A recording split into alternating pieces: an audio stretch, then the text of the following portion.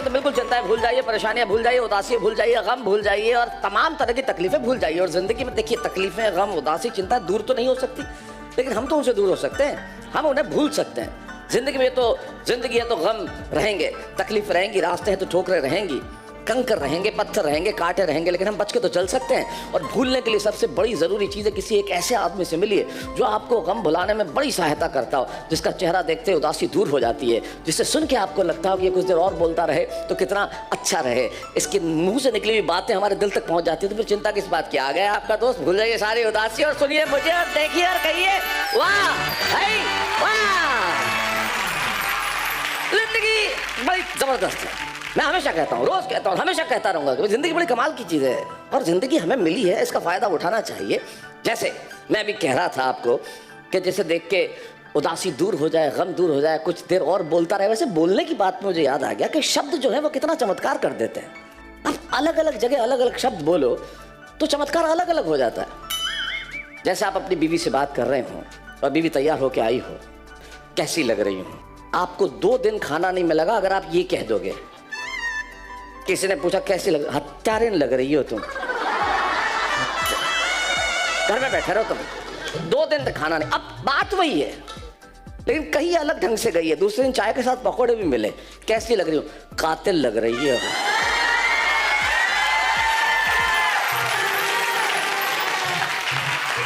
और तीसरे दिन तो डिनर, साथ में एक पैग और।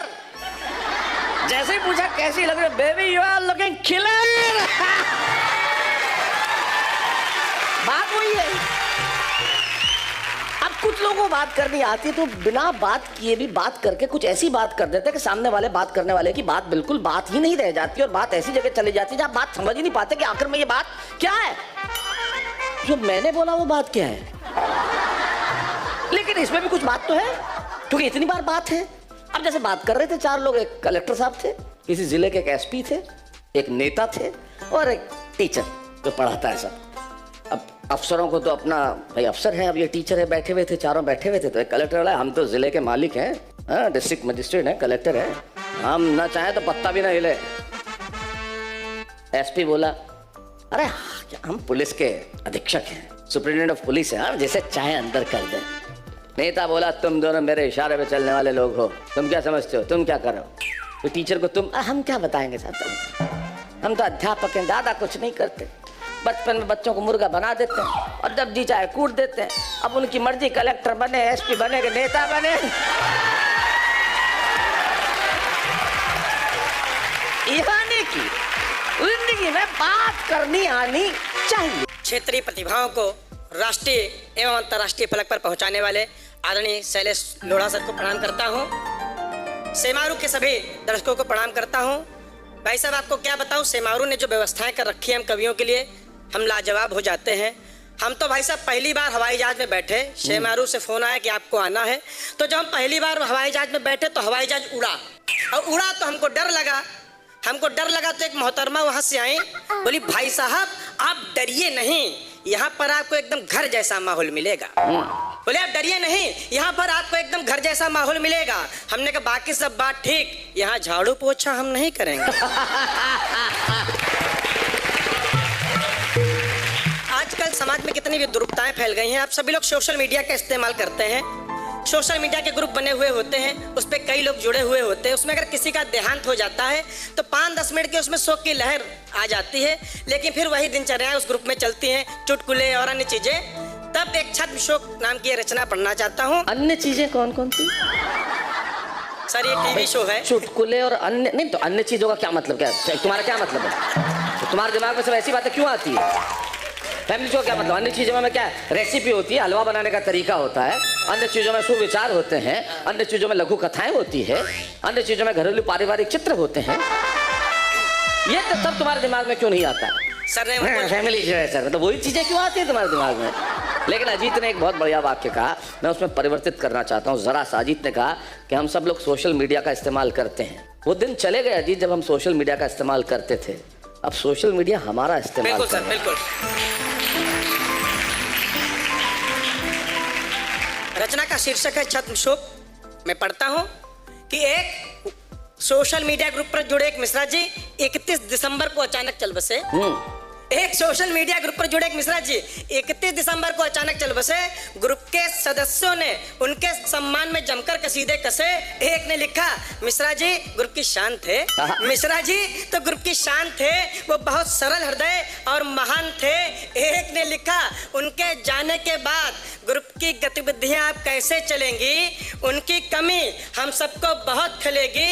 मिश्रा जी के जाने की खबर से ग्रुप पर रिप। आप लोग देखिए कितने पढ़े लिखे लोग हैं। हम लोग संवेदना के 2 शब्द हिंदी के नहीं लिख पाते, RIP लिखकर अपना काम चलाते हैं, तब पंक्तियां पढ़ता और RIP भी क्यों लिखते हैं? RIP का मतलब होता है रेस्ट इन पीस। जी सर जी। और हमारी तो परंपरा ये है कि भाई हमारे यहाँ तो आत्मा है, उसकी मृत्यु होती ही नहीं है, वो तो फिर किसी दूसरे शरीर में प्रवेश कर देती है। तो ये तो अंग्रेजों की परंपरा है, रेस्ट इन पीस, हमारी नहीं है, फिर भी हम यही लिखते हैं।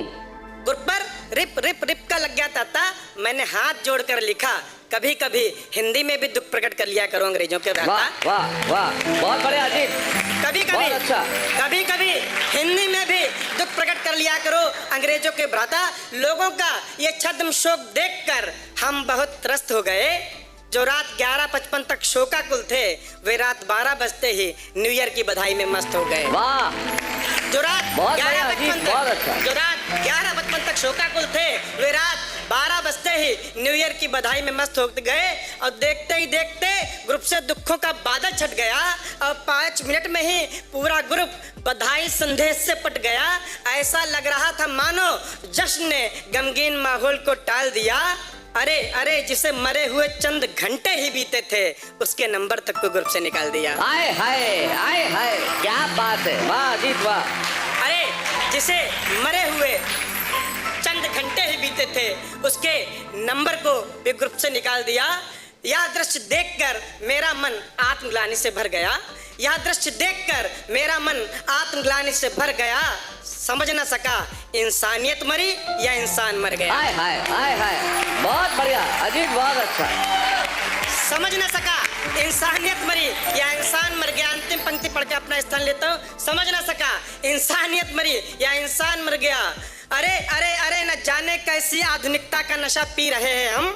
अरे न जाने कैसी आधुनिकता का नशा पी रहे हैं हम। सोचिए आखिर किस समाज में जी रहे हैं हम। क्या आखिर बात। किस समाज में जी रहे हैं। वाह अजीत, बहुत बढ़िया, बहुत अच्छा, बहुत अच्छा।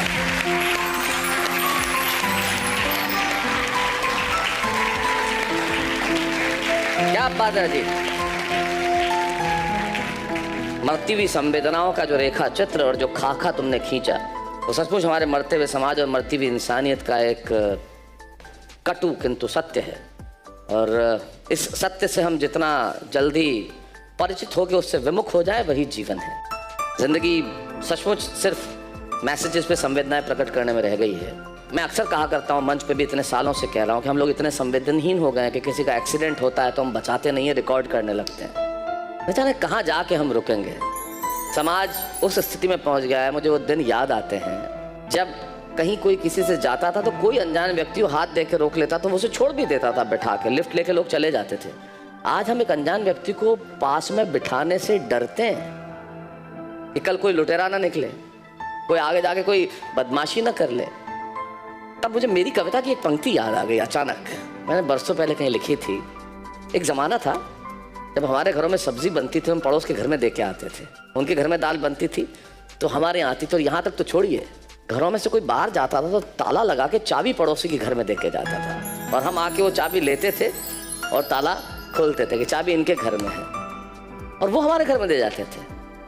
तब मैंने एक पंक्ति लिखी थी, सिर्फ क्या आज क्या ताले नहीं है, चाबियां नहीं है, पर उनका आभास खत्म हो गया है, और पड़ोसी तो हैं और विश्वास खत्म हो गया है। और जब जिंदगी से विश्वास खत्म हो जाए तब जरूरी है कि कलमकार आकर विश्वास जगाए, और हम यही काम कर रहे हैं कि इस विश्वास को जगा सके। और बारी है उस बच्ची को बुलाने की जिसने कुल जमा 12वीं कक्षा भी